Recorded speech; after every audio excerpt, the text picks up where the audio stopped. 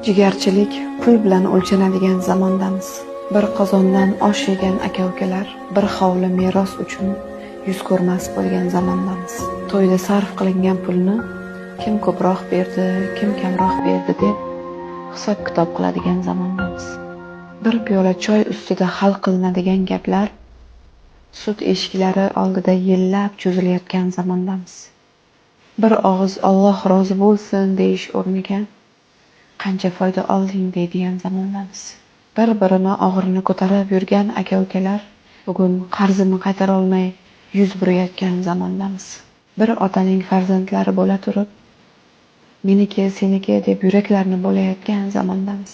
Onaga qarash seni navbating, meni navbatim deb navbat bilan amalga oshiradigan zamondamiz.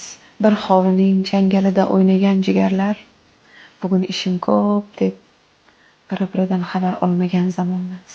Aka-ukalar opa-singillaridan xabar olmasdan sovib ketgan zamondamiz. Mehrni esa hisob-kitobga almashib qo'ygan zamondamiz.